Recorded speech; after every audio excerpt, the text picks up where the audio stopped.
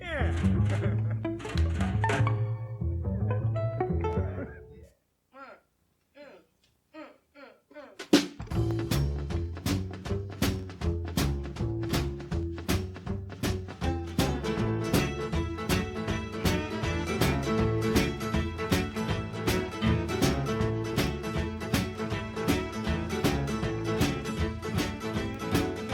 Well, God said to Abraham, kill me a son. Abe said, man, you must be putting me on. God said, no. Abe said, what? God said, you can do anything you want, but the next time you see me coming, you better run. Abe said, where you want all this killing done? He said, do it out on Highway 61.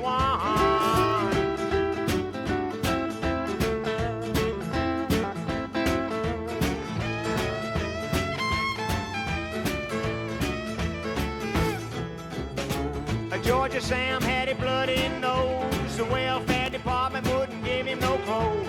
He asked for Howard, where can I go? Howard said, there's only one place I know. Sam said, well, tell me quick, man, 'cause I gotta run. Howard just pointed off with his gun. He said, get out on Highway 61.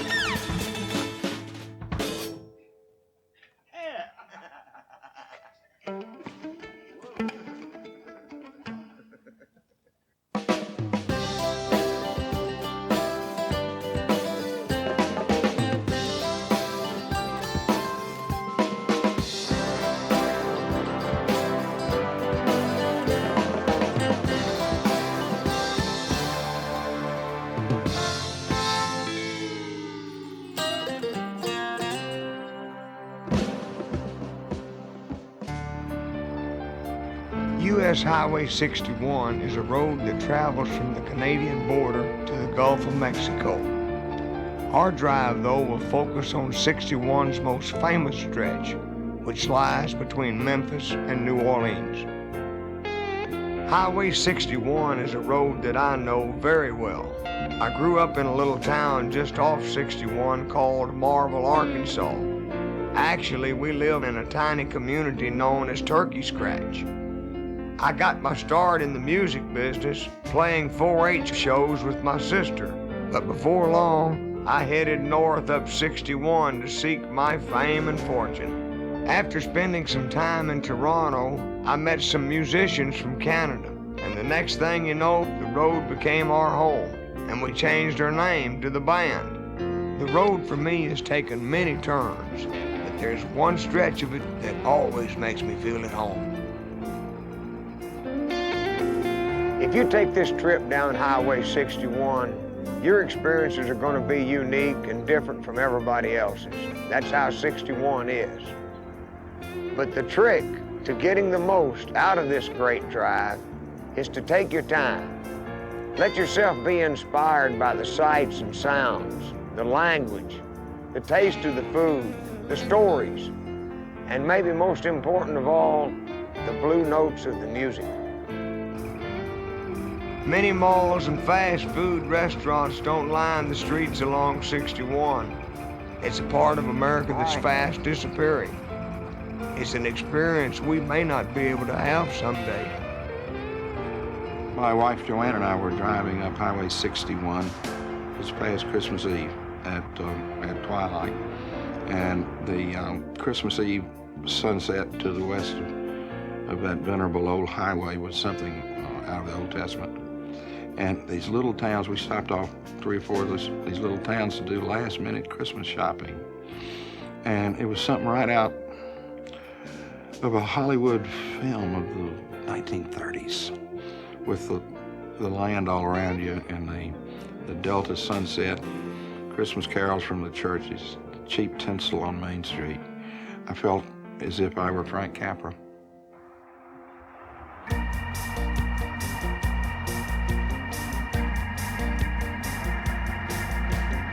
Our first stop is Memphis, Tennessee, named after the great Egyptian city on the Nile. Memphis sits on the banks of another great river, the Mississippi. It's the largest city in Tennessee and one of the busiest river ports in the country. It was originally a site of a Chickasaw Indian village. The land was ceded to the United States by the Chickasaw in 1818 and was incorporated as a town in 1826. Memphis also carries a legacy of civil rights struggles during the 50s and 60s, peaked by the assassination of Dr. Martin Luther King at the Lorraine Motel.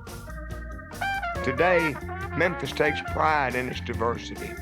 Although Memphis is the beginning of our trip, musically it's the culmination. It's where blues, country, and gospel music hit in a head-on collision which became rock and roll. Memphis has been called home by musical greats such as Elvis Presley, B.B. King, Al Green, Carl Perkins, Isaac Hayes, Rufus Thomas, and the legendary Beale Street Band leader W.C. Handy. Before Elvis, Carl, and Jerry Lee made Memphis music famous, there was a place called Beale Street, where the blues came to town.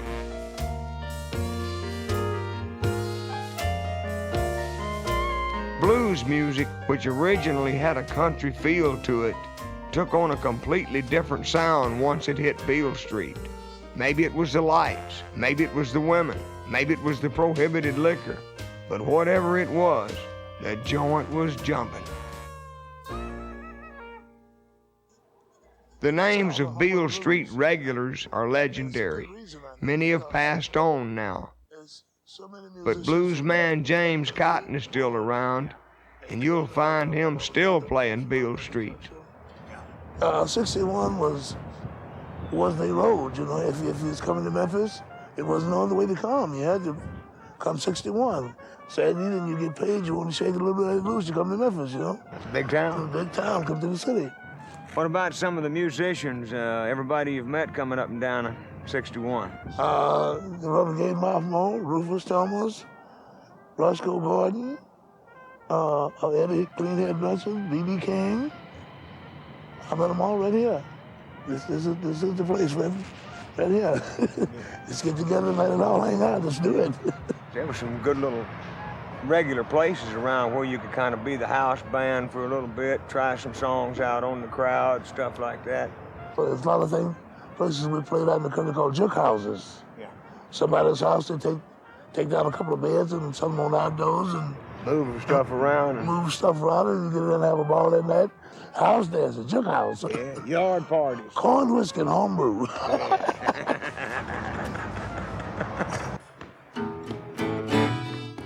When I get together with James, I can feel the history of Beale Street. Give me 40 days and 40 nights since my baby said goodbye. Yeah, the rain is pouring down, but the river is running dry. Love can make an old man rich or break his heart, and I don't know which. Give me 40 days and 40 nights since I sat right down to cry. Yeah, the rain keeps pouring down, but the river is running dry. Life is love and love is life, and I need my honey come home tonight.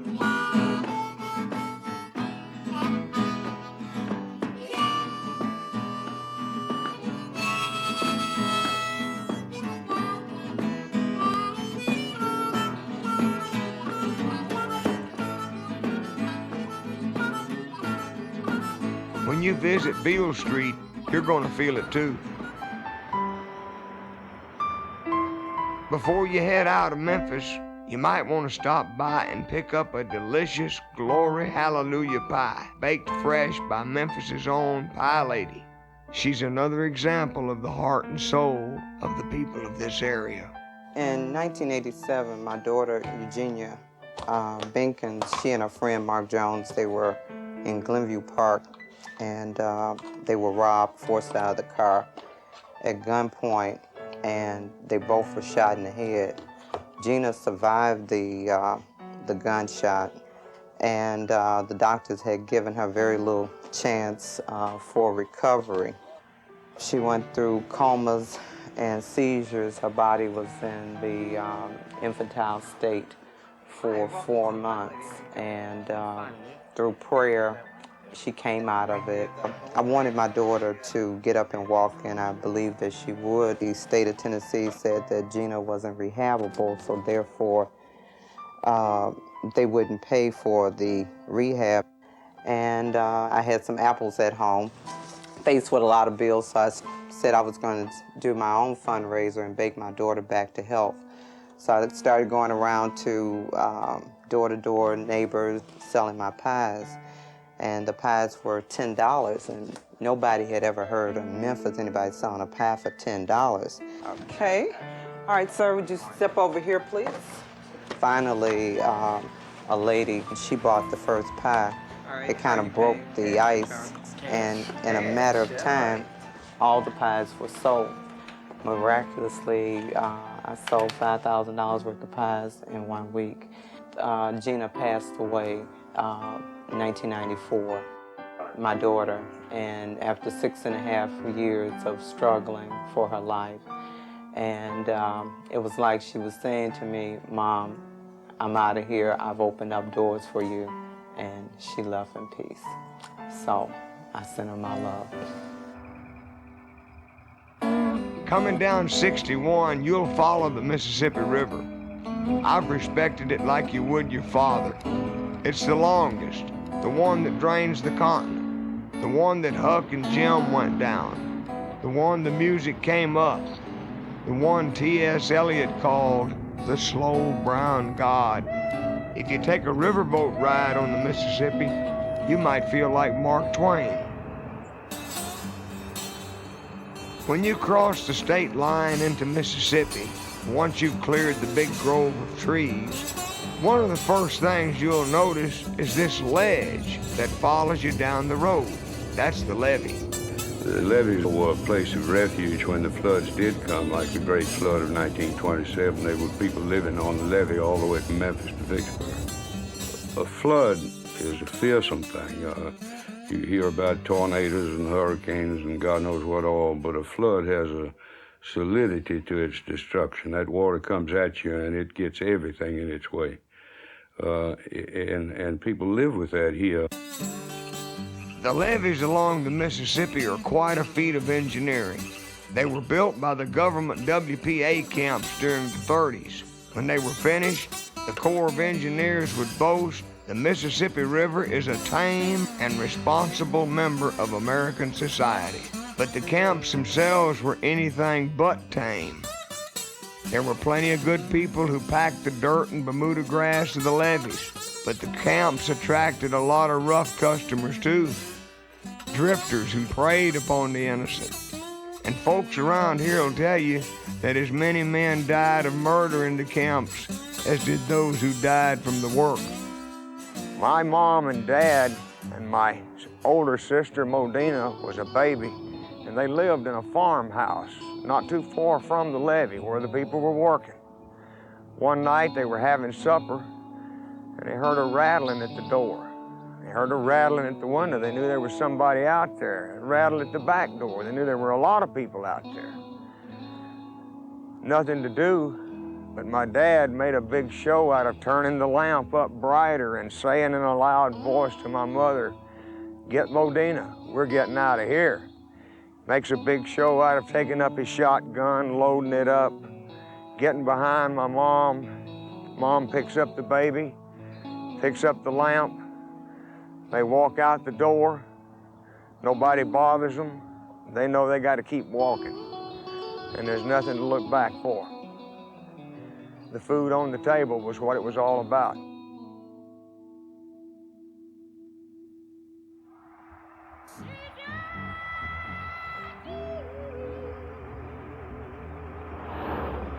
Turn on your radio and you'll hear all the different types of music from the area. Look around and you'll see where it came from. If you come through on a Sunday, roll down your window and you'll hear music drifting in the air.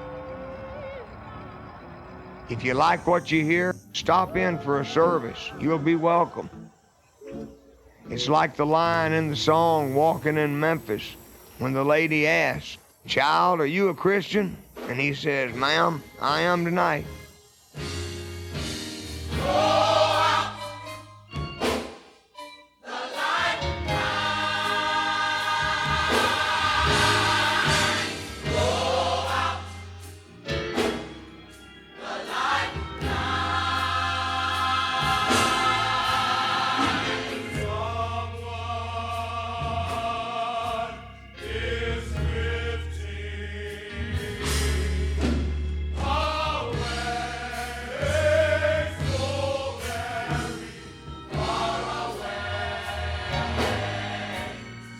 People traveling down Highway 61, they're going to bump into a lot of things and see a lot of things, especially churches. Almost every mile or so, you're going to see another church, a small church, or either a sign on somebody's house saying it is a church.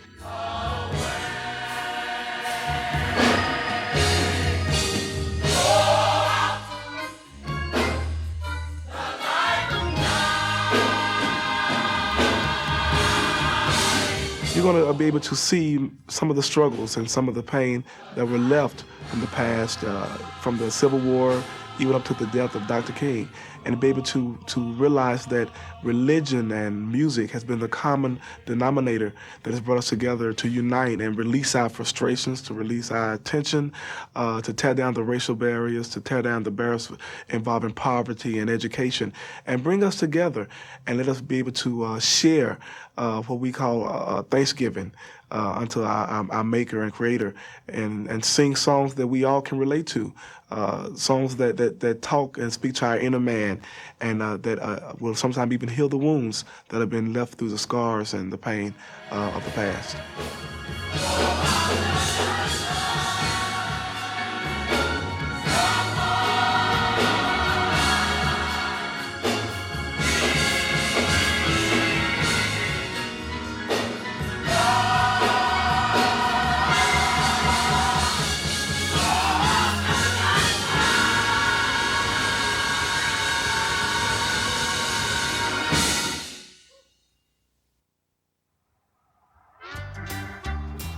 Once you get farther south of Memphis, it's hard to miss the big new signs calling you toward Tunica, Mississippi, the Las Vegas of the South. Looking like camels in a snowstorm, the casinos jump out of the Delta landscape.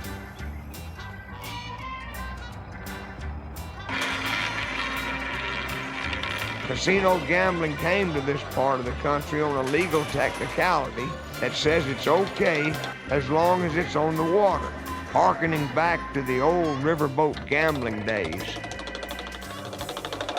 When I was growing up, my great-grandfather was one of the original Robinsons that Robinsonville was named after, and we used to come down as a family on reunions and stuff and hunt and everything else in this area. And back then it was just cotton fields, tractors and trucks up and down the highway, sleepy town basically. And now you drive down 61, bumper-to-bumper traffic, and the spotlights that, fill the sky every night from all the different casinos.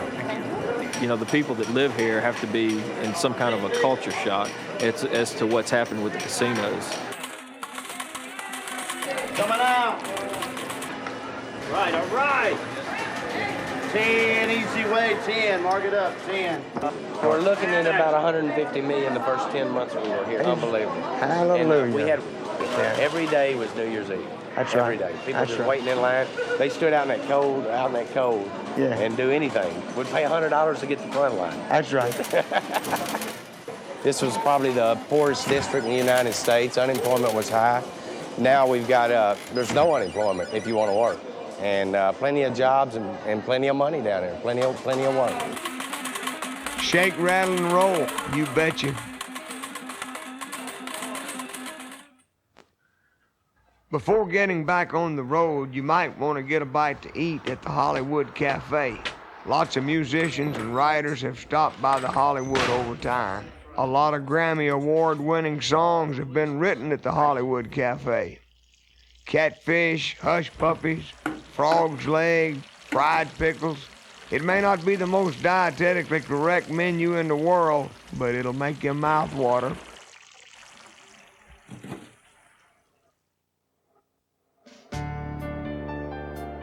For most of the drive, you'll see the vast cotton fields on either side of the highway. King Cotton, as it's always been known, has been the life's blood of this area since the first settlers arrived. A civil war was fought over these fields. Cotton is still king in these parts and makes up a great deal of the area's economy. But emancipation and industrialization changed the fields forever. In the winter, these cotton fields lay wet and bare, but in the heat of the summer, these same fields look like they're covered with snow. One of the pictures burned into my memory is the big wagons full of white being taken to our local gins. In a late afternoon of autumn, when the cotton is really flourishing, there's no more beautiful sight on earth. Of course, cotton has always pertained to blood and guilt.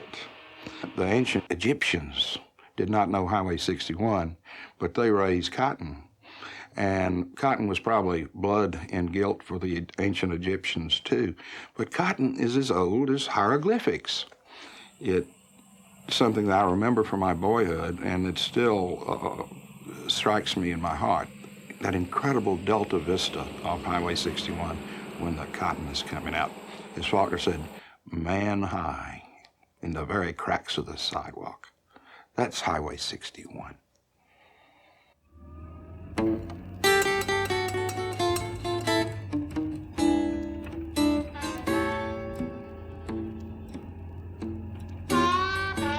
When you pull into Clarksdale, Mississippi, you can feel the blues.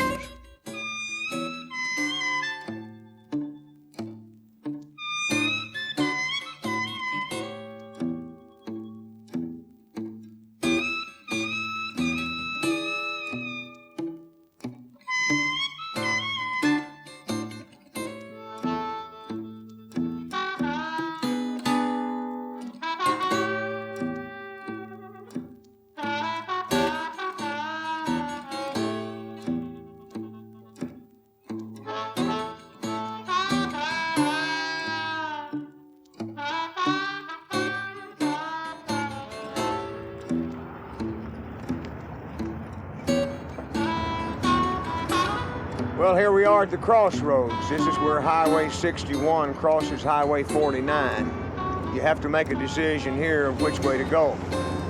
They say the great bluesman Robert Johnson made a big decision here one time. This is where he made the deal with the devil, sold his soul in order to become as great a guitar player as he was. You may not find the devil like they say Robert Johnson did, but you'll still find the blues on the streets of Clarksdale, Mississippi.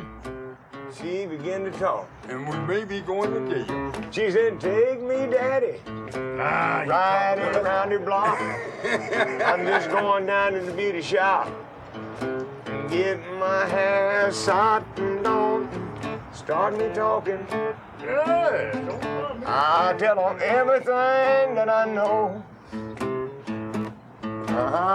That's all right. Drag foot. I ain't got no money to buy my No money. All right, King. For such a small town, Clarksdale, Mississippi has a lot of famous sons. You know, John Lee Hooker was born here.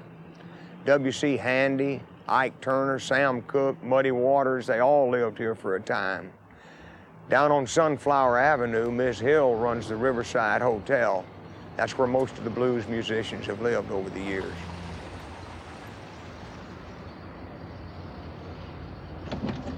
On the night of September 26, 1937, another music great was here. But at that time, it was known as the Thomas Brothers Afro-American Hospital. Today, Mrs. Z.L. Hill manages the Riverside Hotel and has for over 50 years. Mrs. Hill, thank you again for having us. We're here in room number 2. Is this a special room? Oh, this is where Bessie Smith passed. Right here? Bessie Smith, the blues singer. Yes, ma'am. That had an accident at Coahoma, Mississippi. She had that serious accident. Yes, ma'am. And this was a hospital. This building was a hospital. I see. For black people only. This is where, this was the operating room. So you turned what was the hospital here into a hotel? Yeah. And I've been out here 50 years. Who all stayed here, Miss Hill? Can you remember some of them? Robert Nighthawk, Sonny Boy Wiggins, Sonny Boy, and all of them, everybody stayed here because they didn't have any place to get into when they come from the juke joint. Well, they stayed here before they built the bridge. They'd missed the ferry and had... missed the last ferry. They just and here had they to come. stay with me. Then I was glad to see them. Yes, ma'am. Because that was my bread. And they was glad to see you, too. For all the blues greats, there was always room at the end. Just outside of Clarksdale is Stovall's plantation. It was normal at that time for the workers to live in small cabins on the land. This particular cabin was special, though.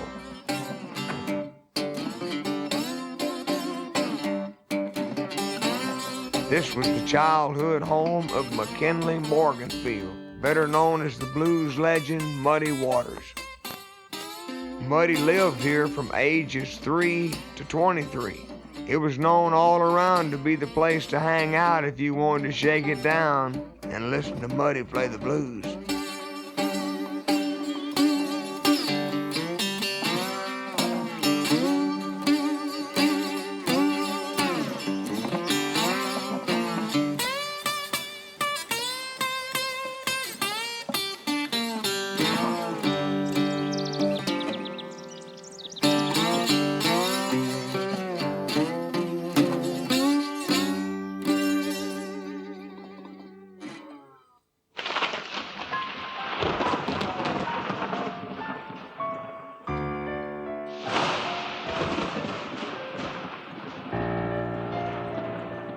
Once, a whole lot of people drove from Vicksburg. It was a bridge, but it had washed out in the storm.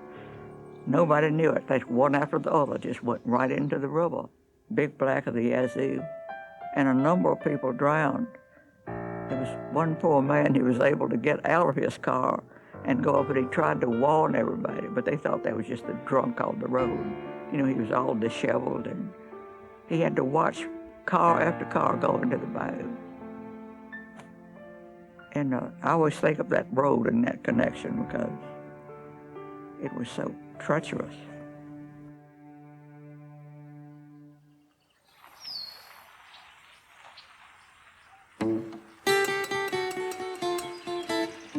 Before you leave the Delta, there's one more stop you can make. It's something I've always wanted to do but never had the chance. That's to visit the guitar man, Robert Johnson, the king of the Delta blues, the man who sold his soul to the devil. The story goes that Robert was poisoned by a jealous husband. They say in his final hours, he howled like a dog.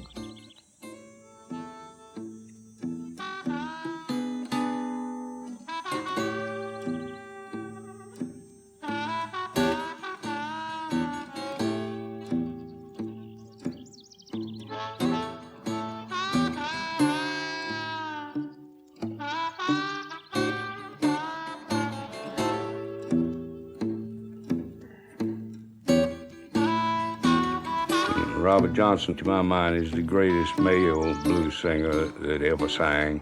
He would never let anybody see him practicing a song. He'd turn his back and do everything else to keep anybody from watching what his hands were doing. But every song is a collaboration.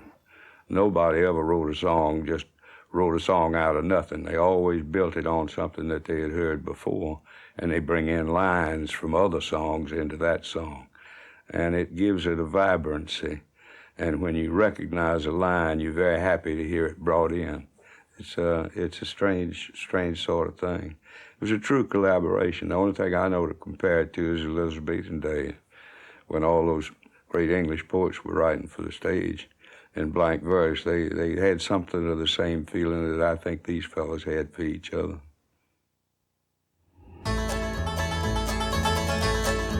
South of Clarksdale, the road really straightens out. In fact, in 1938, the Vicksburg Evening Post wrote that those who have had the opportunity to travel the completed sections of 61 are pleased with the character of the work done. Safe concrete has been put down, the road made more straight. You'll find this was accurately reported. Between Memphis, where the 4th Chickasaw Bluff is, and the Walnut Hills at Vicksburg, which is about 250 airline miles, there's not a single hump in the ground, but that gave it a particular atmosphere. Eudora Welty in a story talks about how it had a shine like the wings of dragonflies from the sun coming down the way it did, and no relief from it. And you could see from rim to rim of the horizon in all directions, all points of the compass. That was a feeling, too, that you lived with. As you drive down 61, you'll pass through towns like Alligator, Hushpokina, Mound Bayou, Helm, Panther Burn, Onward, and that's just in Mississippi. The people you'll meet down here are varied and captivating. 3 miles south of Rolling Fork, Mississippi, you don't want to miss Wesley Bobo's Dinosaurs. Well, did anybody have anything to look at coming down 61? So I decided I'd build them to give people something to look at. Everybody's got cows and everything else. I even got elephants, but nobody got no dinosaurs. It's a hobby. Everything I do is a hobby, really, because I do it all. They come from New Zealand and Australia, and we've had them from England, and most everywhere in the United States been by. I mean, just so many places you couldn't name all of them. I moved from the city down here to put all the stuff folks would give me, and I got too much now. But I would haul a load of bad stuff to the dump and bring back a load. I would take my bad and bring back some good stuff, you know. It's waste. I use what they throw away, so I don't have to buy mine. People traveling down 61 ought to take their time and look at this stuff. We got plenty to look at. And if they just take their time, they'll get there a lot quicker and don't get old as fast. Just outside of Onward, Mississippi, is the site of a famous bear hunt. Back in 1902, Teddy Roosevelt came down here to hunt. But when he didn't have any luck, some local hunters trapped a bear for him to shoot. Teddy wouldn't do it. And based on this event, the teddy bear got its name. You can get one while you're at the Onward store. The flat farmland eventually gives way to the sharp river cliffs of Vicksburg.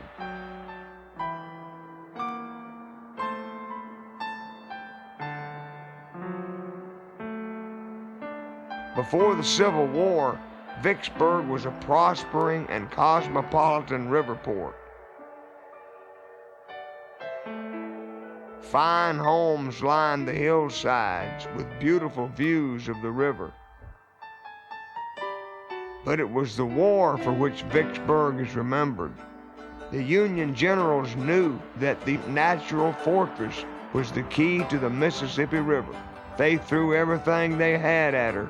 Over 100,000 soldiers surrounded the town and dealt Vicksburg a continuous bombardment. Fixing to buy me a little farm with my wife and my children out of harm and danger, and then I'll settle down.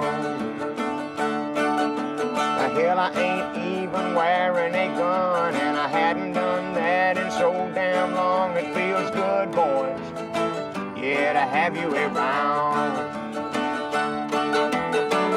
Well, I one more shot just for old times. Get a one last time. Well, I one more hit ought to do it, and then I quit while I can. Give me one more shot just for old times. Hit a one last time. Well, one more hit ought to do it, and then I quit while I can.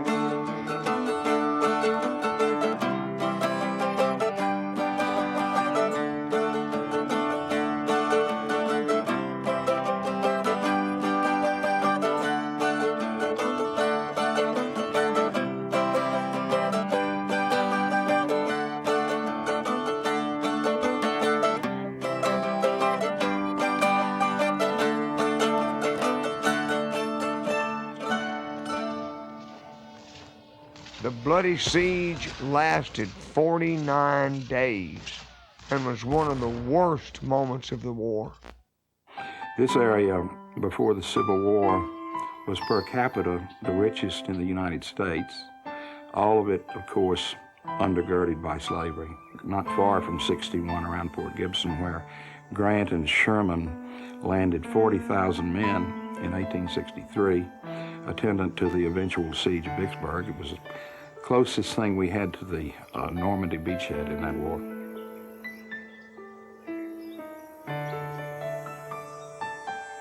General Grant described Port Gibson as too beautiful to burn, but you get a little off 61 around Port Gibson, and the old roadways are tunnels of green, and the trees festooned with Spanish moss. It truly is a land of ghosts. Highway 61 has always made me think of ghosts. I was just driving my car to learn about Mississippi. And in this old dead cornfield, I saw these 13 Corinthian columns, perfectly naked, no building, just standing up there in the sun with some old mules eating around the bushes around there. I didn't know where it had come from. I didn't know anything about it. And I had my camera. I got out and I walked it around there, and I saw that in the Corinthian columns on the top there were birds' nests and squirrels were living, and it was completely at home in the wild. But it at once you could tell been quite grand.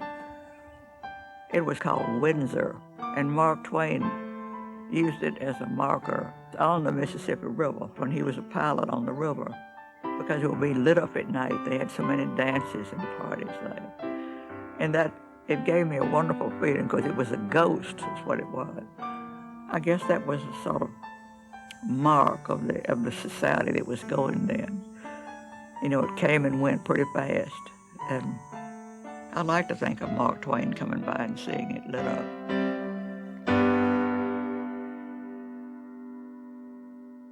After you cross over into Louisiana, you'll soon find yourself in bayou country. Listen closely. If you hear a loud snap, it could be the jaws of a 10-foot alligator. And even though the swampland has its dangers, it's worth taking a boat ride through its dark, mystical waters. Yeah, you can find some alligators out here. I missed a big gator right there by that stump one time, about 10 foot. I didn't get him, though. He's probably still there, somewhere. There's been a couple instances of attacks, but not kind of rare. But they don't distinguish you from their natural food, you know? In other words, if you get in the wrong place at the wrong time, you might come there. And whatever you do, don't wear your alligator boots. They're very easily offended.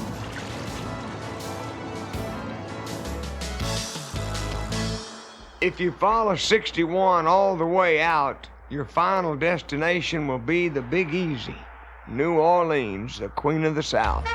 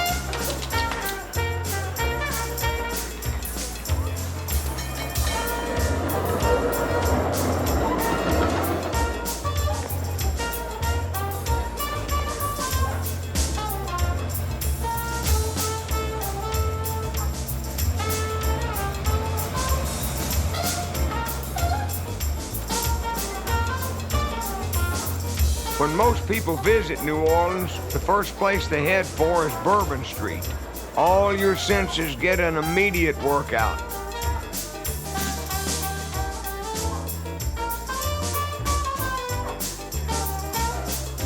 It's like the fella said, if you can't find it on Bourbon Street, you ain't looked hard enough.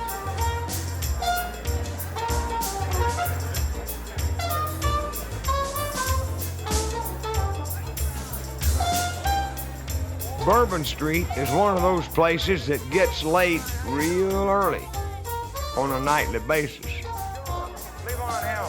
What? Leave on hell. Leave on hell? Yeah. Yes, sir. Good. How you doing, mate? Chris Owens Club is a Bourbon Street landmark. Chris has been performing nightly for over 30 years. It seems like New Orleans puts everybody in a good mood, and everybody wants to come to Bourbon Street. They do. It's just something about the spirit of New Orleans that does that to people. I guess because it's partying 24 hours a day, and they drink in the streets, and it's like Mardi Gras every day, nearly.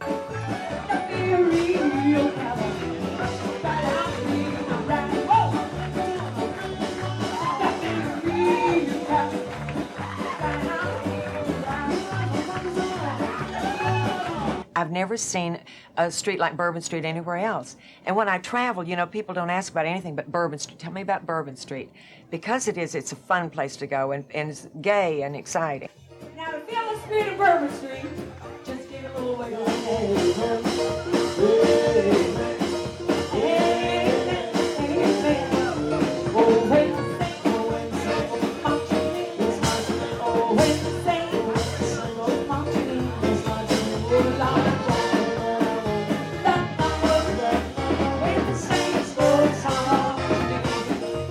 Laissez la bonté rouler, let the good times roll. That's New Orleans.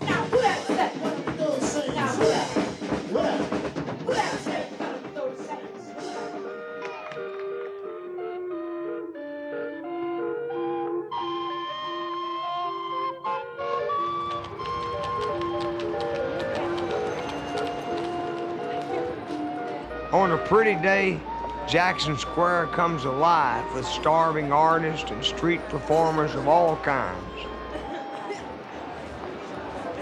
What them little girls understand. Grandpa, make my liver quiver.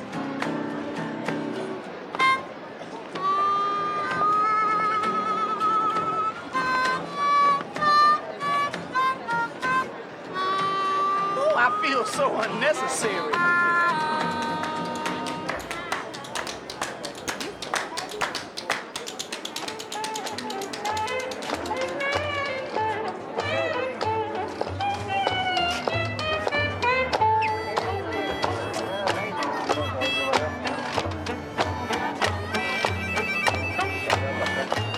Said it's a time of success, actually. You've got 3 of the 4 10s in the seat. Places like Jackson Square remind me life really is a carnival.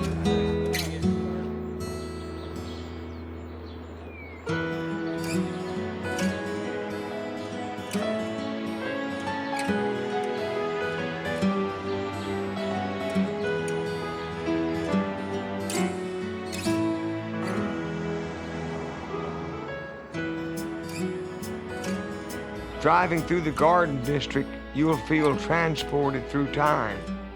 The words of authors like Tennessee Williams, Walker Percy, Anne Rice, Ellen Gilchrist will come alive.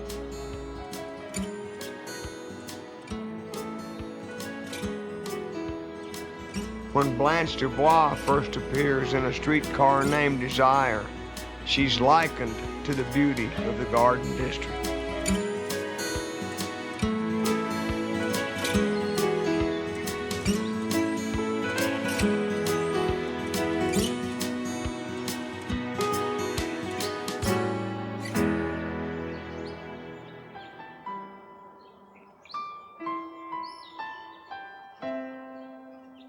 In the cemeteries here, the haunting and aesthetically beautiful design of the tombs are also practical. The city is built on wetlands. Flooding is not an uncommon occurrence. Underground graves would not hold true in that situation.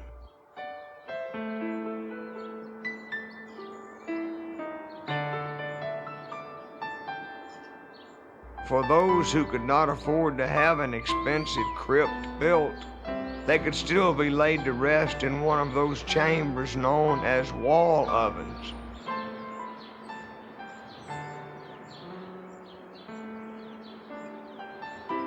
Time and weather have taken their toll on many of these older tombs, but as is tradition, every All Saints' Day, the ladies from the community make a day out of cleaning and decorating these glorious monuments.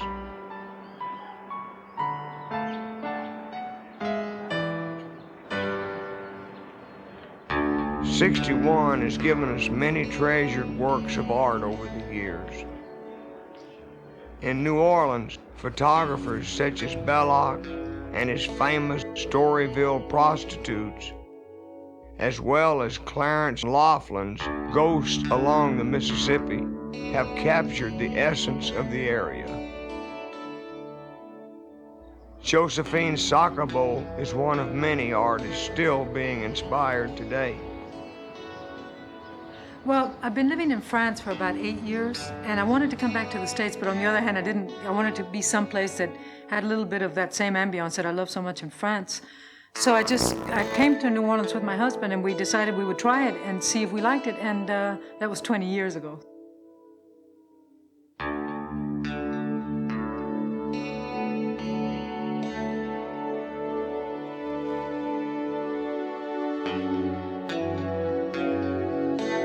It's been a great place for me to work. The ambiance has affected me enormously. It has a kind of a surreal and a mysterious sort of ambiance that really has influenced my work a lot. My work wasn't like that when I first got here, but over the years it became more and more affected by that very special quality that New Orleans has. Okay, Miranda, move your chin slightly over to that side. Right, and put your face down just a little bit. Okay, great. Now hold that, let me see. Okay, that looks great. Okay, now put your chin down a little bit and just keep turning your head till I tell you to stop. Right there. There's a very strong tradition of photography in New Orleans. There was Belloc and the Storyville portraits, which are probably the best known. But then what happened to me was that as my work became more and more personal and I started to develop a certain style, people would bring up Clarence Laughlan and say, God, you know, this is so completely in the line of what Clarence Laughlan was doing. And I, in fact, had not really seen his work and was not familiar with it. So I looked at it, and sure enough, you know, I discovered that we have a lot of same interests, like surrealism is something that interests me, that interested him. I think it has to do with light, it has to do with the history. Of course, I live in the historic district, and that's very important to me. That sort of ambiance is sort of a 19th century ambiance, which is really nice. I think I would probably work in a different way if I had decided to settle somewhere else, but then I wouldn't have settled somewhere else. You know, so it's that kind of thing.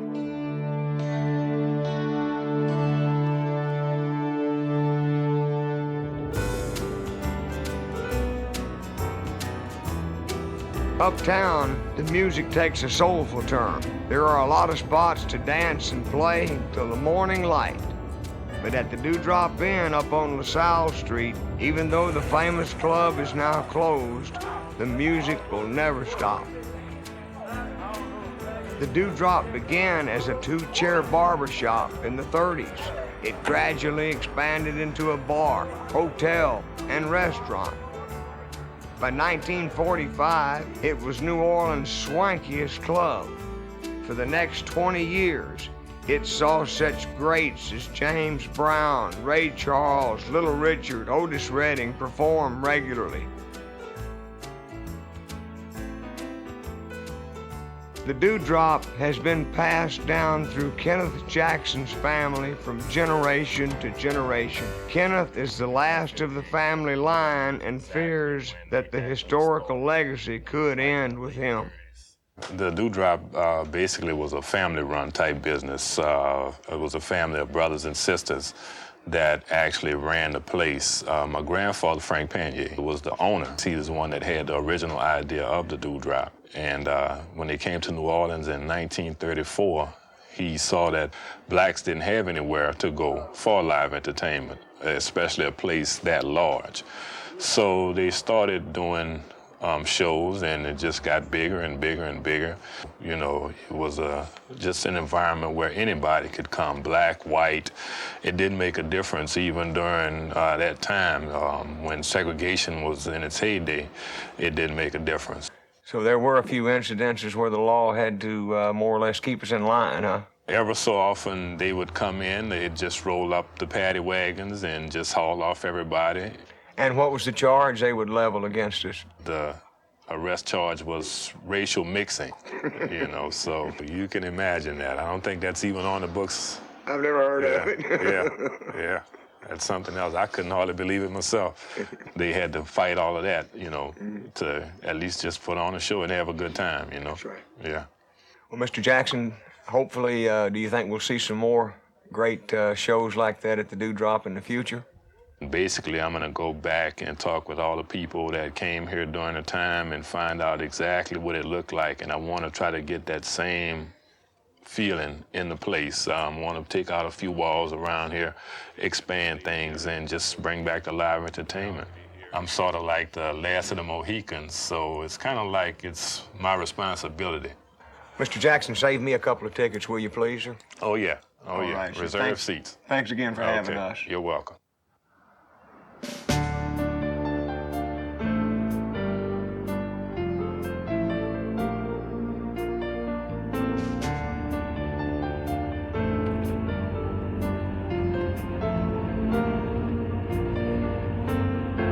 I'm sure that I'm covering it with a romantic sheen looking back on it. It was so much wrong about that time, but I remember the good things, and I remember enjoyment, and I remember the music, and those things were real. In the old days, that was the only way up to civilization, and it was beset with thugs and Indians and bears. And the chances were you might not get home. And it's still dramatic down there, don't you think? Over the years here in Mississippi, I've driven a lot of northern visitors up and down Highway 61. And their reaction to it is they're titillated. Sometimes they're a little afraid. But they always comment on kind of the quintessential sadness of the land around 61 in the Delta, and its incredible power and unique beauty.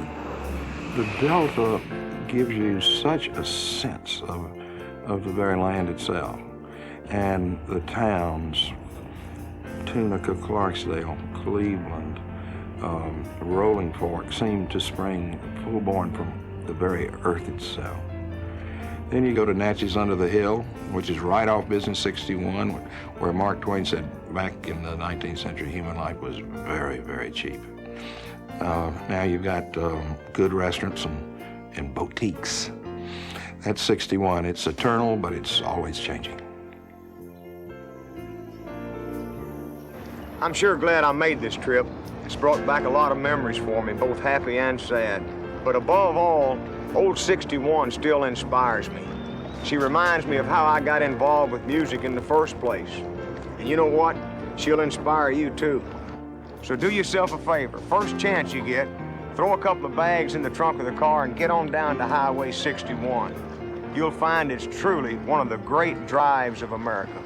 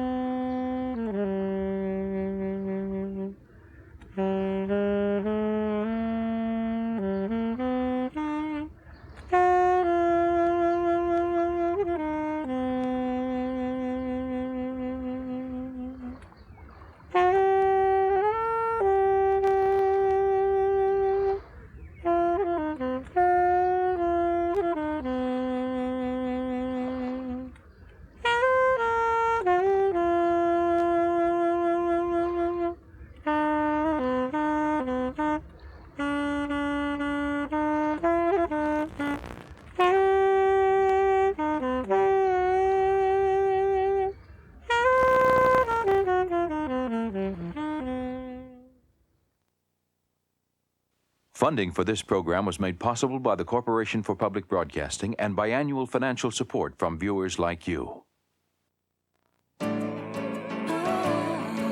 This is PBS.